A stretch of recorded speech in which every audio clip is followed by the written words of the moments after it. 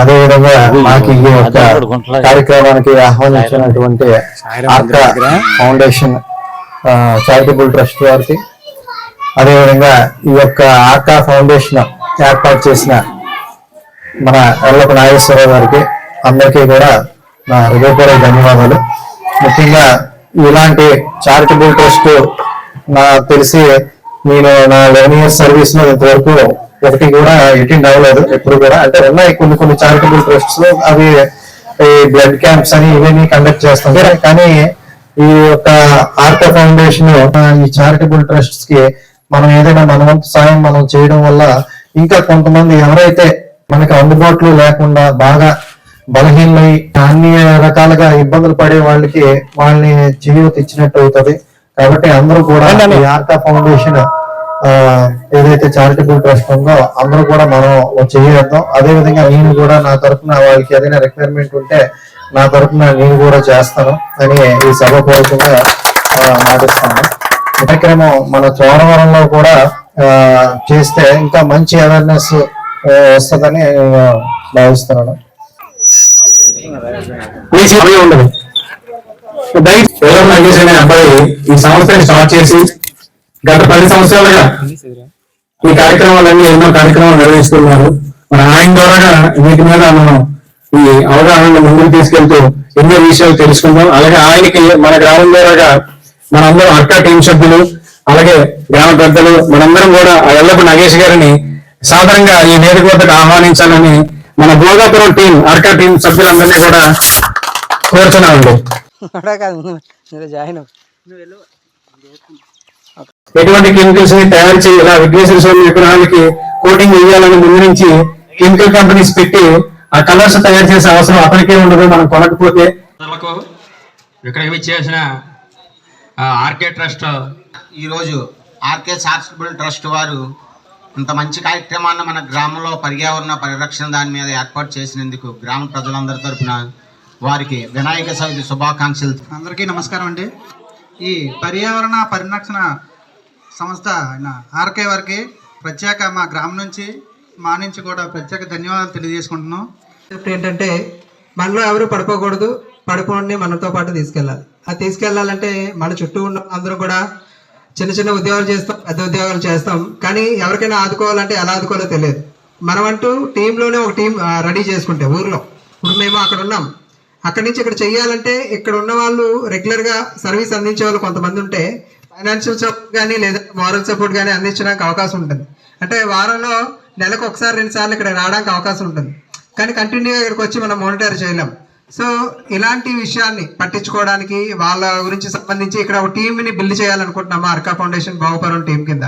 First cancer రావడానికి main కారణం ఏంటంటే ప్లాస్టిక్, సింగిల్ యూజ్ ప్లాస్టిక్. ఎక్కడికి వెళ్ళినా కవర్ పట్టుకెళ్ళిపోతాం, కవర్ వదిలేస్తాం, ఇక్కడ నుండి ఇంటిలో పెట్టేస్తాం, ఇది ఆ భూమిలో కలవదు, ఇలా చాలా ప్రాబ్లమ్స్ ఉన్నాయి. ఇది సిటీలో అయితే కష్టం, మనం ప్రతి ఇంటికి వెళ్ళి చెప్పడం అవ్వదు. పల్లెటూరులో చేయొచ్చు.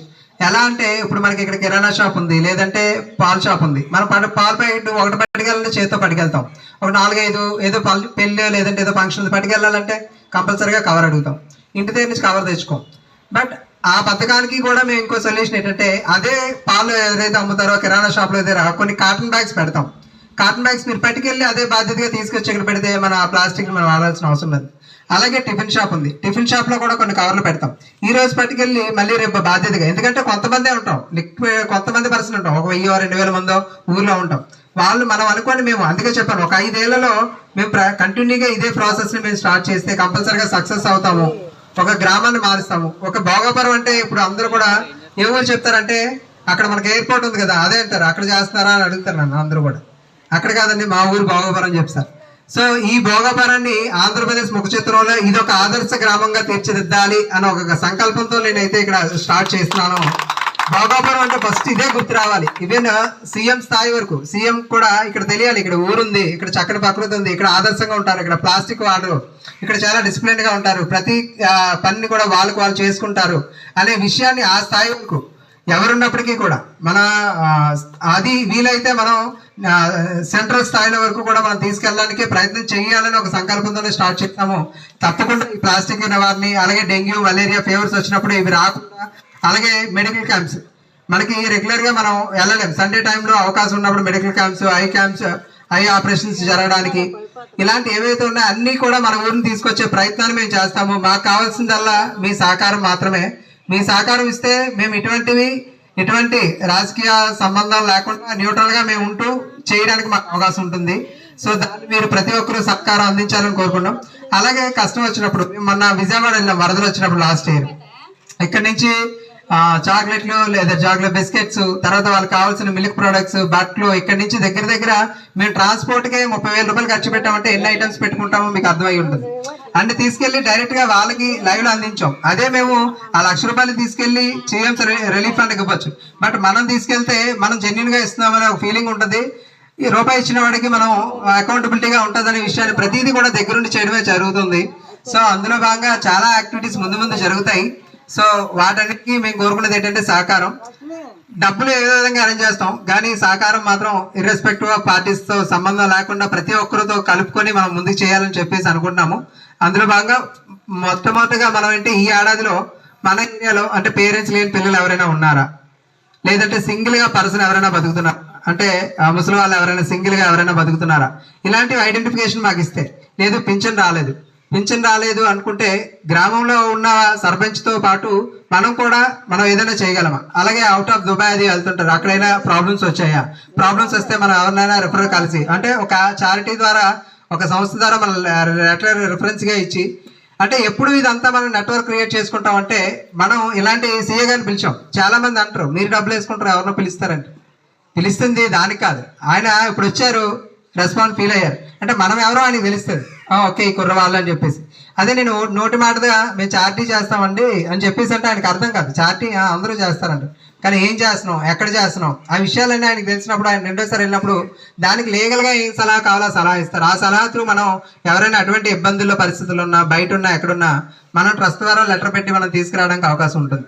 సో ఇలాంటివన్నీ కూడా అంటే అన్ని మేము చెయ్యాలని కాదు, ఒక టీం వస్తే ఒక్కొక్కరికి ఒక్కొక్క బాధ్యత. బ్లడ్ కావాలి, ఇక్కడ నుంచి ఒకసారి ఊరు నుంచే ఒకరు వచ్చారు బ్లడ్ కావాలని చెప్పేసి, ఎక్కడ మన అపోలో హాస్పిటల్ దగ్గర, అక్కడ రామ్నగర్ దగ్గర తిరుగుతూ ఉన్నారు బ్లడ్ గురించి. అది నాకు కాల్ చేశారు బ్లడ్ గురించి. నేను బ్లడ్ కార్డ్స్ పట్టుకెళ్ళాను, కానీ వాళ్ళకి కావాల్సింది బ్లడ్ కాదు, బ్లడ్ ప్లేట్లెట్స్. ఆ విషయం కూడా వాళ్ళకి తెలియదు ఆ టైంలో. అంటే దాని గురించి కూడా అవగాహన కావాలి. బ్లడ్ కావాలి, బ్లడ్ ప్లేట్లెట్స్ కావాలి. బ్లడ్ మనం ఇస్తే డబ్బులు ఎందుకు తీసుకుంటారు, మనం బ్లడ్ ఇస్తే ఫ్రీగా ఏం బ్లడ్ ఇవ్వరు. 1,200-800 రూపాయలు అక్కడ బ్లడ్ బ్యాంక్ ఛార్జెస్ బట్టి ఉంటాయి. ఆ ఛార్జెస్ ఎందుకు తీసుకుంటారంటే ఒక బ్లడ్ బ్యాంక్ కండక్ట్ చేయాలంటే అక్కడి నుంచి ఇక్కడ రావాలి, దాన్ని స్టోరేజ్ చేయాలి, 24 సర్వీస్ ఇవ్వాలి, దాన్ని కూల్ ప్లేస్ లో ఉంచాలి, దానికి 250 టెస్టులు చేయాలి, మ్యాచ్ చేయాలి. ఇవన్నీ ఫ్రీగా చేయలేరు కదా. సో నువ్వు 10,000 రూపాయలు ఇచ్చినా నీకు బ్లడ్ దొరకదు. చాలా మంది తెలియదు, నేను బ్లడ్ ఇచ్చాను కదా, నువ్వు బ్లడ్ ఇస్తే అదే ఇంటి దగ్గర సిరంజి నెట్టుకుని బాటిల్లో పెట్టేసుకొని తీసుకోవచ్చు కదా, అవ్వదు అలా. దాన్ని టెస్టులు చేయాలి, మ్యాచ్ చేయాలి, ఇవ్వాలి, ఇవన్నీ ఉంటాయి. అదే గవర్నమెంట్ హాస్పిటల్ కేజీహెచ్ ఉంది అనుకోండి, ఎవరైనా కేజీహెచ్ లో పేషెంట్ ఉంటే మాత్రం నేను ఎప్పుడు కూడా బ్లడ్ డొనేషన్ బ్యాంక్స్ కి పంపించడం, డైరెక్ట్ గా కేజీహెచ్ కి డోనర్ పంపిస్తాం. ఎందుకంటే కేజీహెచ్ లో అన్ని ఫెసిలిటీస్ ఉంటుంది, స్టాక్ ఉంటుంది, మనం బ్లడ్ ఇస్తే బ్లడ్ ఇస్తారు. సో అక్కడ ఏంటంటే సర్వీస్ దొరుకుతుంది. సో అలాగా ఇటువంటి సర్వీసులు ప్రతిదీ కూడా చెయ్యాలి అంటే మనకి మ్యాన్ పవర్ ఉండాలి. డబ్బులు ఏమీ అవసరం లేదు. డబ్బుల కన్నా విలువైనది ఏంటంటే మన సంకల్పం. మనం చెయ్యాలి అనే ఒక సంకల్పం ఉంటే మనం ప్లాస్టిక్ వాడకుండా ఉండొచ్చు. మనం పవర్స్ ఉంటాయి, మనం ఏదో వీధి లైట్లు కానీ, ఇంట్లో లైట్లు కానీ, ఫ్యాన్ లైట్ కానీ అవి ఆపొచ్చు. అవి ఉత్తిగా తిరగడం వల్ల పవర్ బిల్లు మనకు రావడం కాదు, పవర్ అనేది షార్ట్ అవుతుంది, అంటే తక్కువ అవుతుంది. మనకి ఎండాకాలంలో పవర్స్ ఎందుకు పోతాయి, అన్నెసెసరీగా మనం పవర్స్ వాడడం వల్ల పోతుంది. అదే పవర్ వాడకుండా ఉంటే పవర్ ఉంటుంది కదా, వేరే ఒకరికి యూజ్ అవుతుంది కదా. సో ఇలా ప్రతిదీ కూడా డబ్బులతో పని లేకుండా మనం చేయాల్సిన బాధ్యతలు చాలా ఉన్నాయి. వాటి మీద కూడా ఒక్కొక్కసారి అవగాహన కల్పిస్తూ గ్రామంలో ఉన్న యువత మాకు ముందుకొచ్చి ప్రోత్సహిస్తే ఇటువంటి కార్యక్రమాలు ముందుకు తీసుకెళ్ళి, చెప్పాను కదా నా సంకల్పం ఒకటే, భోగాపురం అంటే ఆ భోగాపురం గుర్తు రాకూడదు, ఎవరికైనా సరే ఈ భోగాపురం గుర్తు రావాలి, అదే నా సంకల్పం, దానికోసమే పనిచేస్తాను అని చెప్పేసి కోరుకున్నాను. ఈ ఫౌండేషన్ చారిటబుల్ ట్రస్ట్ వారు మన గ్రామంలో మొట్టమొదటి కార్యక్రమంగా వినాయకునితోనే ప్రారంభించడం చాలా ఆనందం, శుభప్రదం.